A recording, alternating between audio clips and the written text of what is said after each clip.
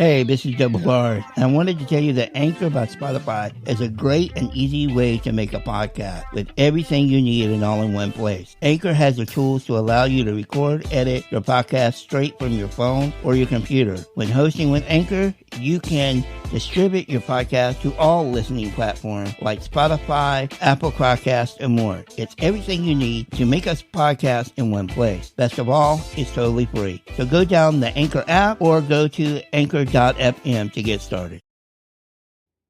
This is the Let's Roll Podcast with your host, Double R.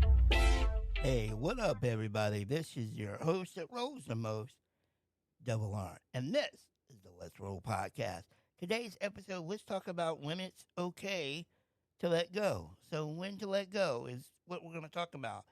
And what I mean by that, we're going to talk about like in letting go with anything, but primarily talking about when loved ones or family or family pets, stuff like that are, on the out, as in they're sick or they're dying or bad health, that kind of deal. But we'll also touch about other scenarios about letting go of stuff.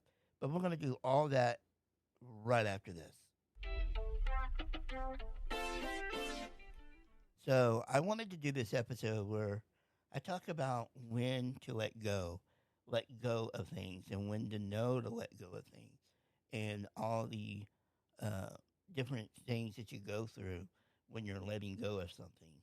And the primary thought was to talk about when when when do you let go of someone that is sick or dying, or like a pet, uh, or something like that.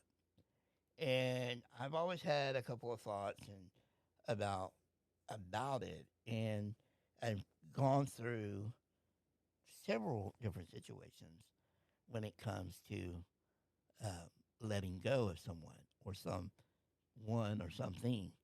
And most of my experience have been with uh, family members or friends, mainly family members now that I'm thinking about it, that were dying or sick or elderly, and when uh, you know, seeing the process and knowing that you need to let go.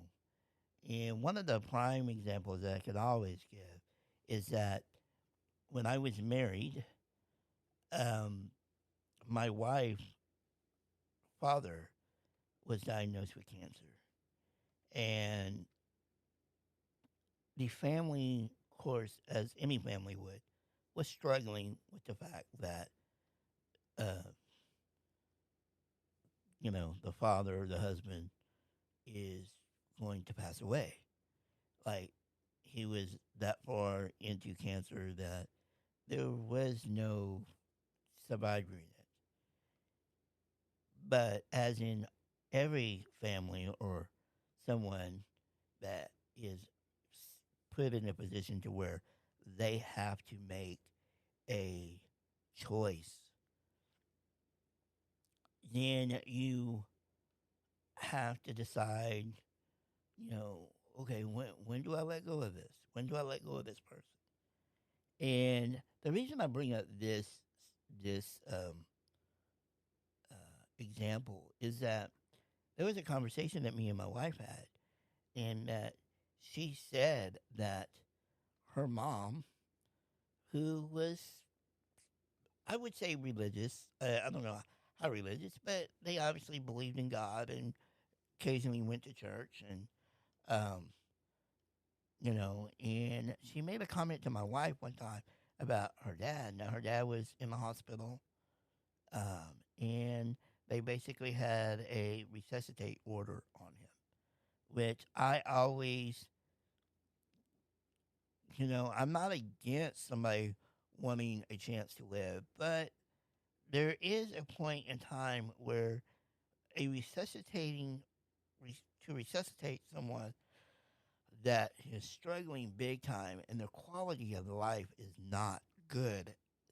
And the reality is that it's not going to get better. Um, then you have to go, all right, enough's enough, and, we're not going to resuscitate him. But they were hanging on. They were hanging on to the hope that he would survive. And the mom told my wife that if if if, if God gives her a sign, then she'll do what she'll do whatever.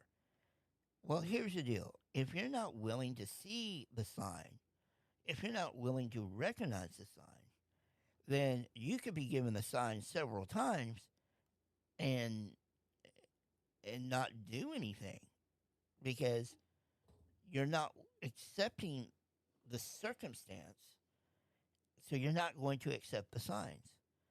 And so I personally saw two signs beyond the obvious of he's not going to get better and this is no life for him. That's one big sign and just plain and simple.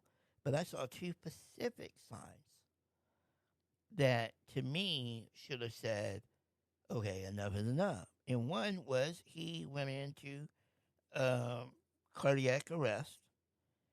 Well, because they had a resuscitating order, to resuscitate him, they resuscitated him. And then the next time I know, or no, not, I didn't see the sign, but I was told this, was he was on a trach. And so they were showing, or they showed my mother-in-law how to cap it so he could talk for a few minutes. And then he would have to go back on it. Well, at one moment when he was able to kind of speak, because he had taken that the trach off to cap it so he could talk a little bit, he basically grabbed her and pulled her close. And he said, I'm tired. I've had enough. And he said, I'm done. Well, that's a big sign. He's telling you, he's giving you permission. Let me go. I'm done with this.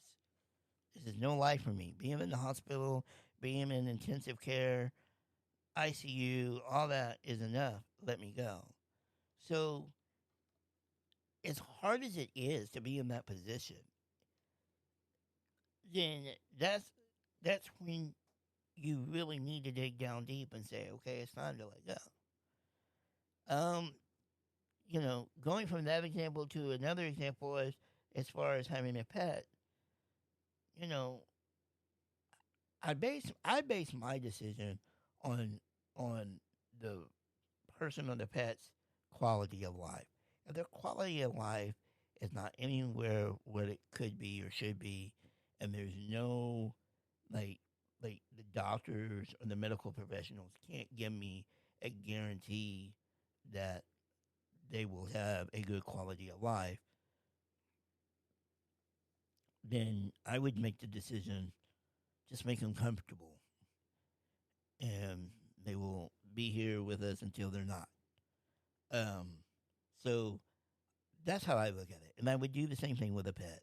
If a pet was really struggling, on average, a pet could live, at least a dog, for me, it would be a dog.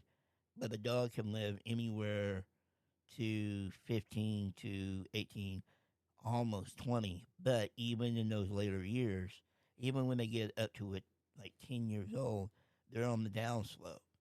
So, and when they start showing signs of, they're slowing down, legs don't work as well as they used to, blah, blah, blah, then you have to decide then, do I keep this dog around and do all I can and spend all the money in the world to keep this dog going, or do I just make sure the dog is comfortable and let it live out the life it's going to have? And when it gets to a point that it's unmanageable, then the time has come and time to let go. And me and my ex-wife had to make that decision on our first dog that we had, and I've spoke about that in other episodes. And then she had to make the same decision about our second dog that I wasn't a part of. I mean, I wasn't really a part of the decision with the first dog, but I was there with the first dog um, to help my ex-wife, and be by her side and be and see the dog and all that. But she kind of knew my feelings on situations like this. Like, yes, it's sad to let someone or a pet go, but you have to realize that it's all about quality of life. And I'm going to touch on quality of life when it comes to letting go a little bit more right after this. So I'm speaking of quality of life, of someone's life, what their quality is when they're sick or God forbid they're dying of an illness and or they've been hurt in an accident and may not recover. In a coma type situation. But when you have to make a decision on somebody in that situation, or even a family pet, you have to think about their quality of life. But that's not even the whole quality of life, because not only do you have to think about theirs, but you got to think about yours or the family's quality of life about making a decision like that. And I'll go back to my ex-wife and her father passing. I pointed out to her, I said, look, as much as you want to hold on to your dad and hope he gets better and you don't want to let him go, you do realize his quality of life is not great and won't probably ever be great. And then you also got to think about your quality of life, your mom's quality of life, the family's quality of life. Because what if he never really gets fully better, but he's alive enough to stay around?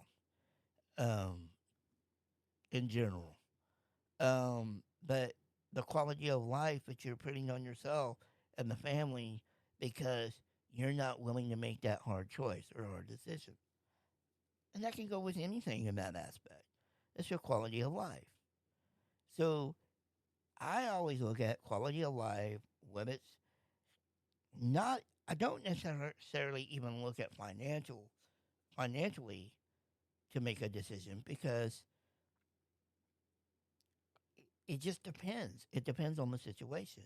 It depends on what kind of guarantees I get, or you know, they say, well, here's a guarantee. There's a guarantee that, let's say, 60% chance that they pull through it, and they will have a maybe a 70% good quality of life. Well, okay, well, I can work with those numbers, but I'm not looking at the financial part. But that is even part of this. It should be a part of the decision, because you got to look at quality, you got to look at financially. Like, you have to look at what you're willing to give up to hang on to somebody, and in your hopes of giving them a chance. But I'm not talking about. Um, I'm talking more about deathbed scenarios here, or in a with a pet, it's more of the pet's quality of life. What is their quality of life going to be when they're up in those older ages, and are they still getting around? Are they still showing life? Or they, you know what I'm saying? I hope you understand what I'm saying, because and by no means am I a cold-hearted person that I think, well, if they can't be the person, or they can't be the pet they were, let them go. You'll know when it's time to let them go, but you gotta get to a point where you do let them go. And so, but that's just one thing about letting go, because it's not just about letting someone go that's ill or in the hospital or on their deathbed in a coma and only machines keeping them alive, that kind of deal. That's not the only thing that you have to learn to know when to let go. And other things could be a relationship. when to let go of a relationship, when to let go of a job, when to let go of material stuff that you have in your house, that you hang on to. I think the biggest ones are letting someone go that's sick or ill, letting a pet go that's older, letting a relationship go, or letting a job go. And all of those situations are hard to let go. And I want to take another little short break, and I want to get into more of letting go of a relationship or a job, um, and then I want to talk about some of the things you go through when you let things like that go, and we'll do that right after this. So when you're letting go of something, you know, um, it could be something as simple as a relationship. And knowing when to end a relationship, knowing when to let go of a relationship, knowing when to, if you can say let go or give up on something. I'm a very determined person, and when I set my mind to it, and I mean really set my mind to it, then I'm determined, and I will keep going and going and going and going until two things happen. Either I achieve it or I realize it's not going to happen. It's just not going to happen, and I'm tired of wasting my time. And then I let it go. So that's more of on a relationship or even wanting to do this podcast. I'm determined to make this podcast work. I'm determined to make it successful and to have the ability to make a little bit of money doing it. But it's not my primary focus as far as making money. If this podcast never made money, okay. But as long as I'm enjoying it, as long as it's successful, and as long as people are out there listening, and I'll just keep doing it. And I have fun doing it. So, but there comes a time when you're pursuing something like this, and you have to go, how long do I keep pursuing it until I realize it's not doing what I want it to do, or I'm not achieving what I want to achieve? Relationships are a little bit different because you're pursuing a relationship, and you might pursue wanting to be with somebody, and there's a time and a place where you come to realize, okay, does it look like I'm going to achieve my relationship, or do I need to let go? And then there's times that you're in a relationship. I mean, things start going differently, or things are changing or whatever. I mean, do you hang on, or do you decide to let go because it would be better for you? I would say in any relationship, like, no relationship is perfect. And there is no such thing to me as perfection. Everything has some kind of flaw. So relationships are big about having flaws. It's just about how you, um, I want to say maintain, but it's how you accept some things and disregard others to making the relationship work. So, but if you're in a relationship and it's toxic and it's a strain and becomes a strain on you, then the best thing to do is to let that go. Never stay in a relationship that you're not happy in, because happiness is your number one priority in a relationship. And when I say happiness, I don't mean that person can make you happy. The person can bring you joy, which in return makes you happy or makes you feel happy, and you enjoy it, and you're happy, and you're content with things, and you just love it. But if the person is not bringing you joy, and you start losing your happiness within that relationship, there's no reason why you should stay in that relationship, because eventually your happiness and your joy turns into resentment and dislike, and you should leave. But you really, when you start to recognize that you're going down that road, then you should leave. You should just say, "Hey, I'm done," and leave and be over with. Now, I know some relationships can get complicated because if you're married and you have kids, then a lot of people want to stay because of kids. Well, I think that's a bad idea too, because the kids are going to see what you're going through and see that you're not happy, and you know, what do you do then? Stick it out forever? No. So I say in relationships you need to learn and recognize when it's time to let go. Jobs you should let go if you're just not happy there. I made this comment in other videos about working, and I'm a firm believer in taking a job and keeping a job that you enjoy versus taking a job and keeping a job because of money.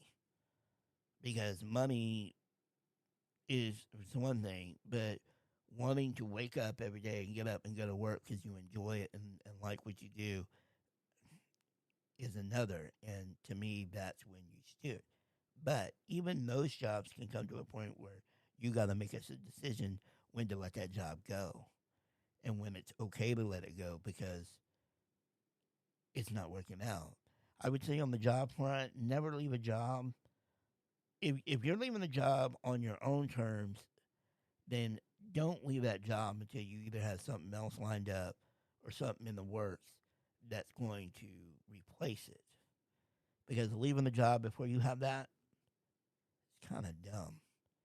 Now, if you're let go of a job, that's totally different. That's because that's beyond your control. Um, so there's things in life that we have to learn to let go and realize when to let it go. And it's all about letting go. It's just letting go of all the bad, negative, even with your friendships, you have to let go of some of your friendships because some of your friendships are not good for you. So you have to learn to say, hey, much as I care about you, I just can't be with you anymore. I can't be around you anymore because you're not good for me. Or you might not be good for them, but it's more likely that you're realizing that they're not good for you to leave. So, anyway, I just kind of wanted to have that little bit of a discussion about when to let go, and I don't know if I even made sense. I could have just rambled on for another 20 minutes and probably not made any sense, but I think you get the gist of it. The bottom line is you got to recognize when it's time to let go and be okay with it. But before I end this, I'm going to come back and talk about some of the things that you go through after you do let somebody or let something or something go. So we'll do that right after this. So when you let go of something, there are things that you go through. There's loss. There's a sense of loss. There's a sense of anger. There's a sense of sadness.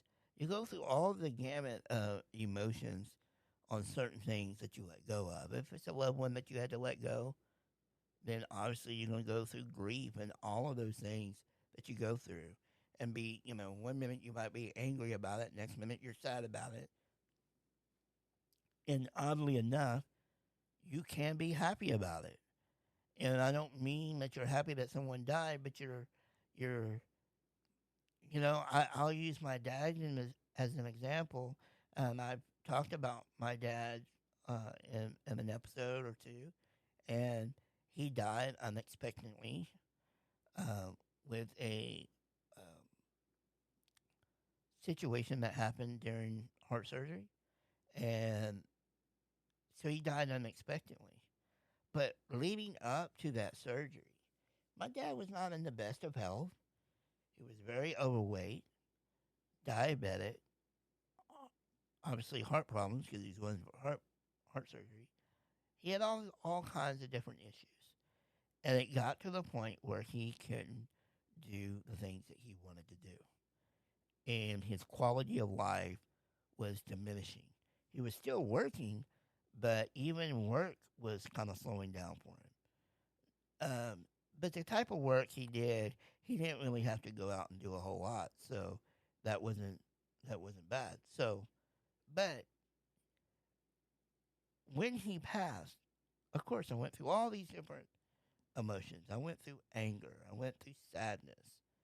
But the one that I guess kind of surprised me, looking back and thinking about it, is that I was happy. And I was happy because he wasn't suffering anymore.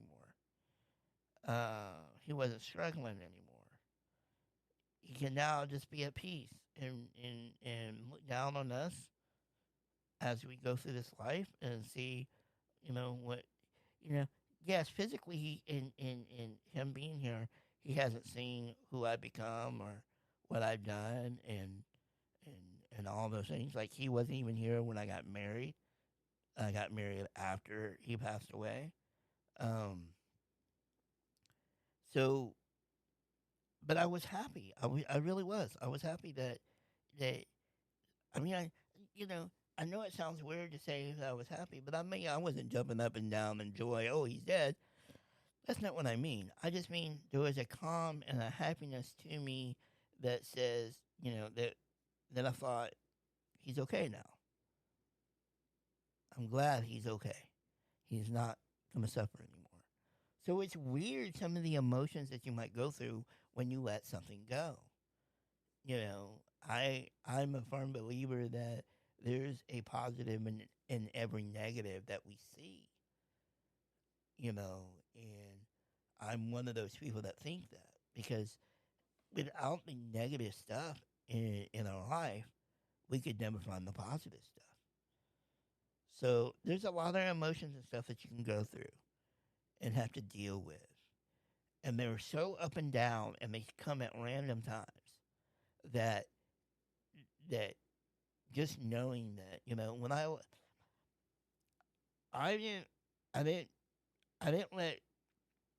didn't let a job go, the job let me go. But even with that, there were still emotions that I went through when I was let go from a job. And depending on what job I was let go at what time, I went through different emotions. I went through anger and you go through a gamut of emotions when something that you feel is devastating to you that you go through. And it could be a job, it could be a relationship, it could be a loss of a loved one, a loss of a pet. So there's a lot of things that you go through and deal with. But know this, no matter how many things you have to let go in life, you'll be okay. You're going to go through it. And the main thing is that you go through it. Just breathe. Calm yourself. It's okay to cry. It's okay to be upset. It's okay to be angry. It's okay. Because in the end, everything will be okay. And you'll move on to the next thing that you'll have to let go of. I hate to say it like that, but it's true. It's what life is. So, guys, thank you for listening to another episode. Always make sure you go and check us out at the Let's Roll. Can't even talk. Make sure you always go and check out the Let's Roll Podcast.com. Our next episode coming out will be I Never, and that will be on Thursday. And in that episode, I will kind of discuss about things I've never got to do being disabled. So look forward to that. And as always, until next time, let's roll. Hey, this is Paula, and you're listening to the Let's Roll podcast with host Double R. Make sure you're following us on all of our social media. Find links in the description below or at theletsrollpodcast.com.